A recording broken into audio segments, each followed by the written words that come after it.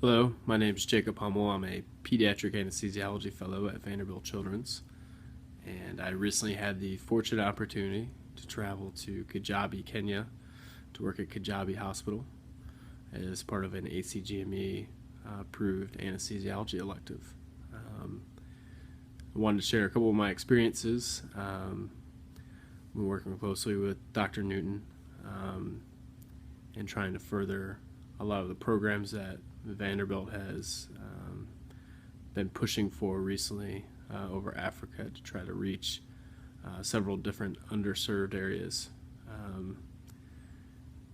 I start first by saying I had traveled to a couple different spots before on medical mission trips throughout Central America, places in Honduras and Nicaragua. So I had somewhat of a background in doing some what we would call kind of classify as mission work. So the opportunity to travel to Kenya was an opportunity I couldn't pass up. And it really helped that with the ACGME approval that I could squeeze it into my fellowship year without having to miss any time or take extra vacation time. In addition to that, all the funding that helped support that, flights and housing and food was all taken care of, and so really the only thing I had to worry about was the work I had to do while I was over there, which was a unique experience. First day we showed up, we were pretty jet lagged and we kind of got the lay of the land, but after that we were thrown into the mix, and it was totally different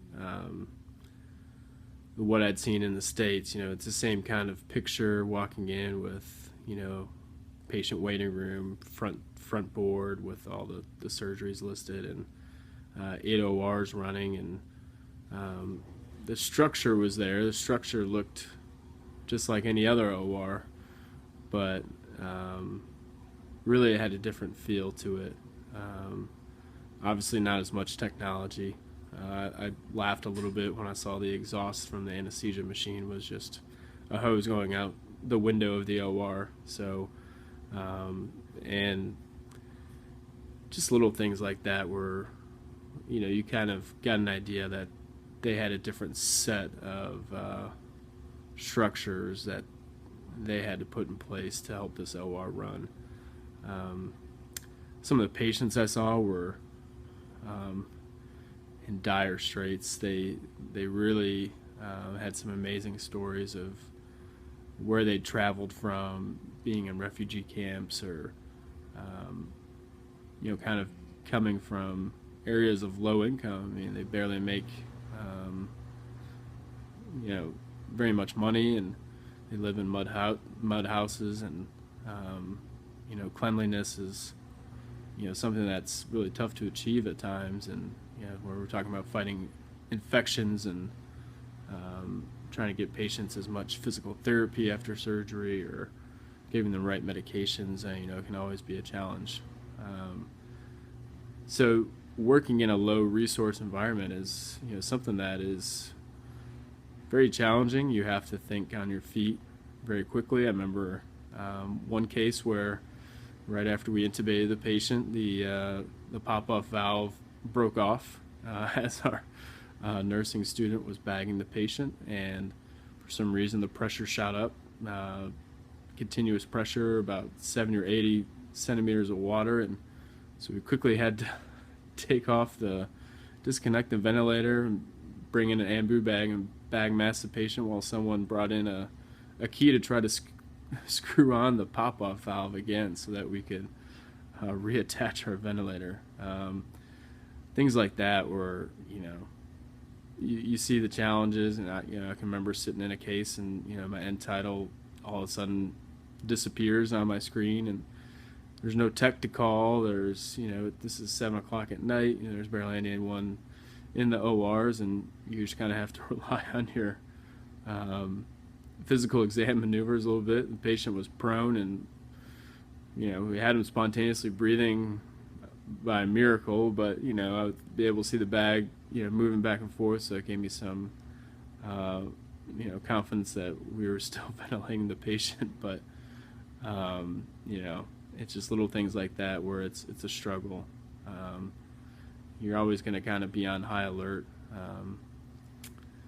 So, and then, you know, also outside the OR, you know, you're more than just an anesthesiologist. You're a doctor in the community, and we had the fortunate opportunity to travel with Dr. Newton down into one of the Maasai villages, and meet with one of the preachers he knows, and they've been doing a lot of work to build they've built a school and a church, and now they're working on constructing a home for at-risk young females who are escaping dire social situations, and they're building a house where those women can live together and learn certain life skills, and you know, kind of allow them to kind of mature where they're able to take care of themselves. So they're doing a lot of great things with, you know, not much money or resources. I mean, traveling out there, I didn't see any electrical lines going out there, so I mean, we were officially off the grid. And you go there and you see their mud huts, and you know, you see how they make a stable for their animals and cows by, you know, putting together a bunch of thorn bushes, and we heard stories how leopards would even still jump over those thorn bushes and grab some of the cattle. So pretty interesting situations, and we made essentially a house call to a patient that Dr. Newton had taken care of previously about a year ago. A sad story of a kid that was involved in a motorcycle accident. You know, he was trying to make a couple extra dollars by doing a motorcycle taxi, but if you've ever driven in Kenya, especially Kijabe, you know that the rules of the road are, well, there are no rules of the road, and you know, unfortunately, this kid was involved in a pretty serious accident where he met head on a truck and was paralyzed, you know, instantly, and had quite a significant ICU course, even to the point where they thought about removing, you know, all life support, and they actually did, and you know, he flew and was doing relatively well, and you know, they took him back home. But as you can imagine, you know, taking a child, you know, or a young man like that back to, you know, a very simple living area without much resources or close access to a pharmacy or anywhere to get medical supplies. You know, he has terrible decubitus ulcers, you know, grade 4 down to the bone, and you know, his parents are doing the best that they can to try to keep it clean, but it's tough when we're in their home and looking at the wounds, and you know, down to the bone, and you see flies, you know, coming in and out. You know, it's going to be a tough road for this young man to kind of fight off any infections for quite some time. So we set him up with follow up with the surgeon that did the operation, and arranged for transportation to come out there, but it's just tough. You can't just, you know, fly into an appointment and, you know, get checked out by a doctor in, you know, a couple minutes and, you know, prescribe you something else to take. So we found significant challenges and saw them firsthand. Definitely makes you appreciate what you have.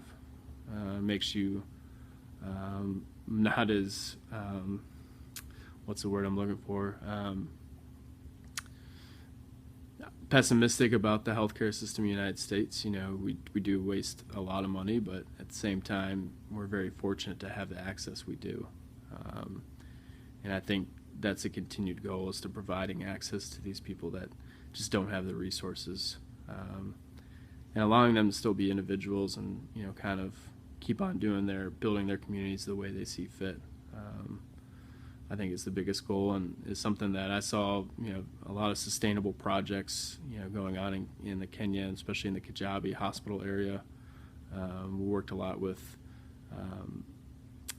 the KRNA students, the nurse anesthetist students, and we did lectures with them every day, and, you know, trying to get as many of those individuals educated so that they can go out into different areas of Kenya and provide, you know, safe anesthetics for all the different surgeries throughout Kenya. Most importantly, you know, at-risk, high-risk pregnancies where they're doing emergency C-sections and trying to do their best to provide safe anesthesia and get those women through those procedures. I think is to be the biggest benefit. So a lot of things we accomplished over there, and I'm happy to continue to be a part of that, and I hope this kind of helps shape the picture of what you expect to see over there.